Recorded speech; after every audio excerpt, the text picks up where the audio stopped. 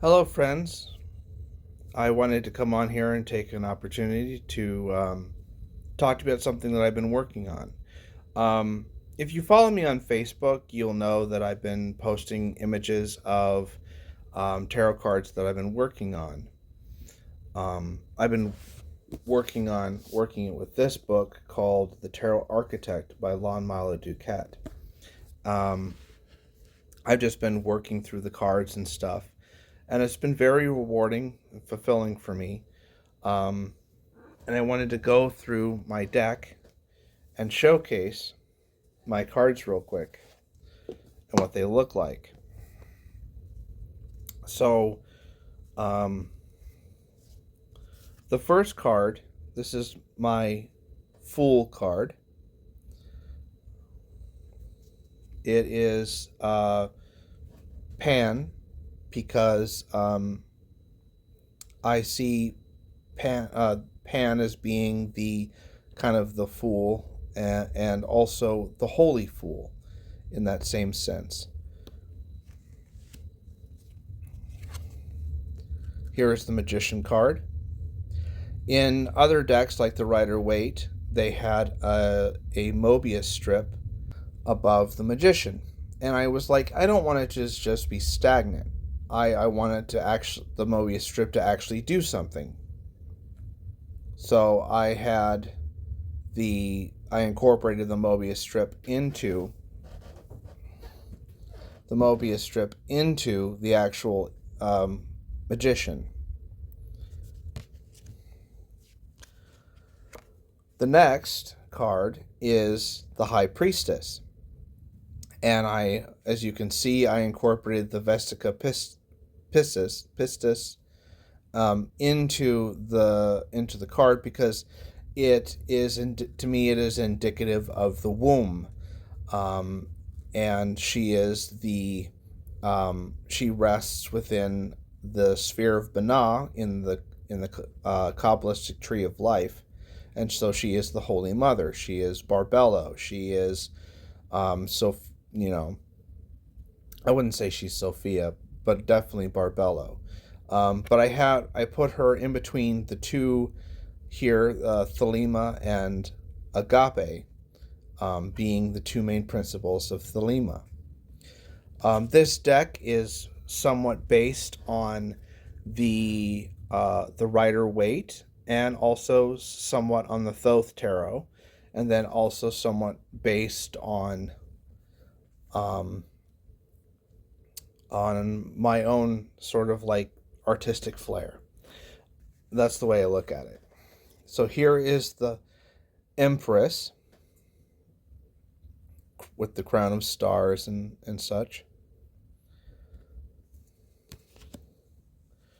Here is the Emperor.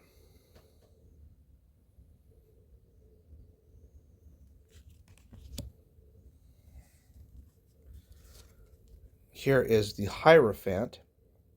I actually asked Lon Milo Duquette if I could incorporate him into one of my cards as a sort of like to honor his his involvement in a way in the making of this deck. And so I know someone commented that there's the Mickey Mouse head up here, but it's actually the different it's actually spheres, Kabbalistic spheres on the Kabbalistic tree of life, emanations above his head. Not the Mickey Mouse head, unfortunately, but I can see how a lot of people have seen that in this card. The rod that he's holding, the flower, is indicative of a simplified version of the tree of life. If you look at it, it's the different supernal, the different triads on the tree of life, the different intersections. So like and you could technically say that there's the Man of Earth, there's the Lovers, and then there's the Hermit grades of the AA in here as well. But yeah, I love that card. I am very proud of that card, and for his involvement in the making of this deck, and his um, with in saying that, I just would like to also add, you really should go and get this book so you can make your own tarot deck. It's I've heard some people say that, oh, it's a tarot coloring book. No, it's much more than that. It is the it is as of now, as of now, I would consider this to be Lon-Milo Duquette's magnum opus on tarot. It's a very good companion to his book, Understanding Aleister Crowley's Thoth Tarot, and it is such an amazing book, and it has been so rewarding to make these cards. But I'll continue. This is my Lover's card.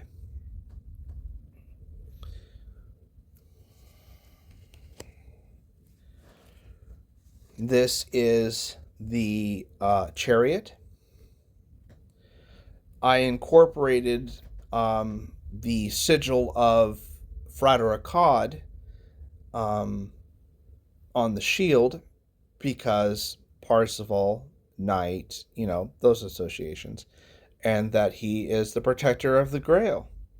And you can see the Grail behind him, and of course him holding the standard of Babylon. And then I have the balance card, as I call it. In the Rider-Waite, it's called the Justice card. In the Thoth Tarot, it's called Adjustment. And in my deck, it's called Balance. And then here I have the Hermit. I loved doing this card.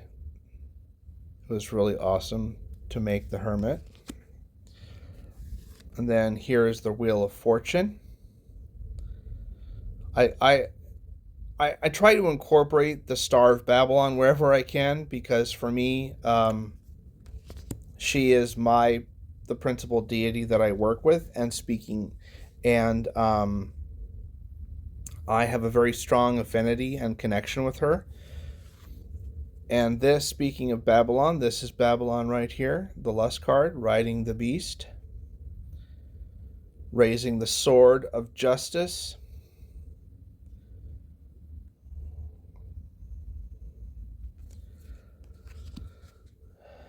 And then here is the Hanged Man. This is supposed to represent Frater Akkad.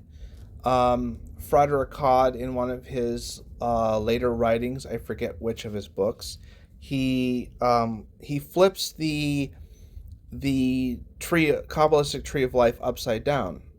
And I made the joke a long time ago that Frater Akkad was simply looking at the tree of life upside down, so that's why it made more sense to him to flip it. I thought it was a good joke. But then here's my death card, the including of the snake and the poppies. The face might look a little weird because it's a crow's skull instead of a human skull.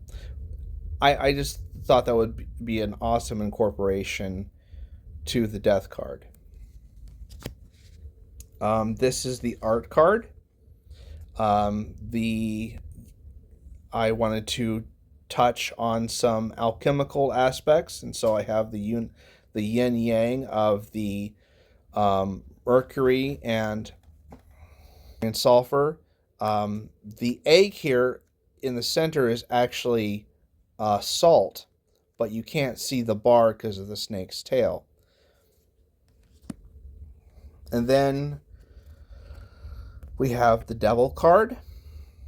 Some people said that one person said that's not the devil, and I'm like, it's my own depiction of it. It's very reminiscent. I tried to create my own version of Laphias Levy's Baphomet in a certain way.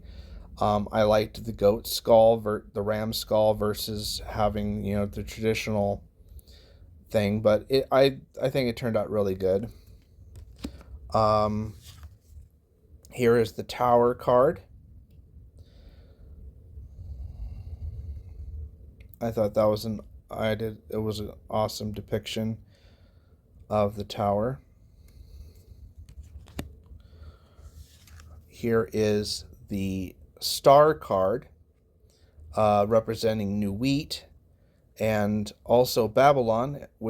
I incorporated this star with the Star of Babylon as well. Forgive the rumblings. My cat Solstice is being a little mischievous, but in and I'll try to clean this up a little bit in post production. But she's just being a little mischievous butt today. Then here's the Moon card. I wanted this to represent the Night of Pan, the Dark Night of the Soul, the City of the Pyramids,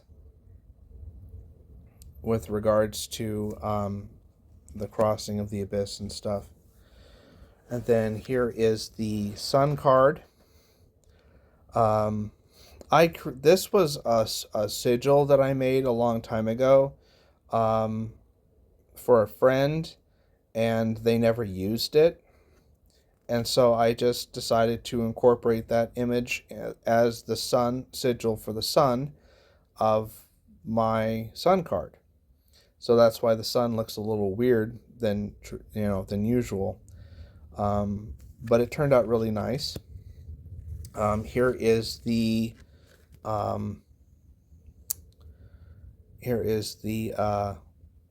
Aeon card of Nuit and Hadit there, and Rahor Kuit up there, and then this is both Horpar Krat, you can interpret it that way, or the aspirant uniting with the forces of the Aeon of Horus. That's how I interpret it. But you interpret it however you want. This is the Universe card. The thing in back of her is a spiraling galaxy. But yeah, so there's that. I said that I was going to give a name for this deck. The name I'm giving it is called the Zoth Tarot. Now, Zoth is, of course, the magical name that I was given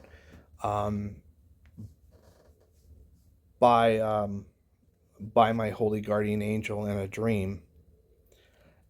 At least I think it was a dream. But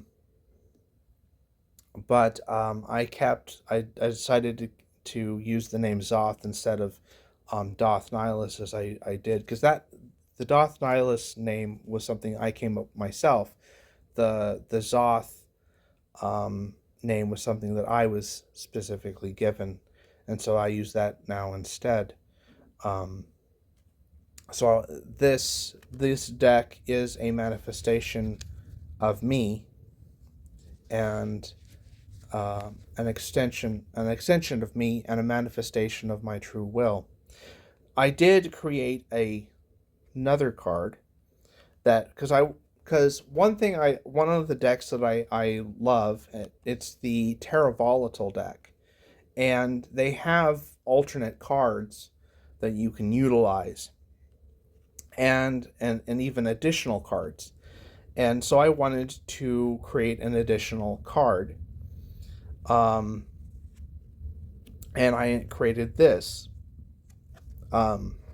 This is called Karanzan.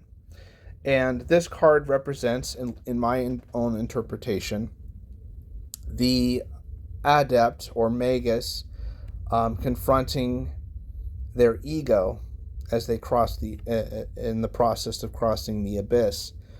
And this sigil represents the shapeless entity, shapeless demon of the abyss, Karanzan. With the image itself, the sigil, I actually um, I actually reached out to Karanzan, like invoked Karanzan, and asked what he wanted, what they wanted, or he wanted his sigil to be. And this was the image I got back from that working. And I also included this. And down here at the bottom, you might see some writing. This is in Latin, this phrase that is used in Dante's Inferno when you cross the gate, the initial gates of hell. I think it goes something like, I think it means like, forsake all hope, ye who enter here, something along those lines. But that's what I incorporated into the card, because to me, that's what the abyss is. It is a place of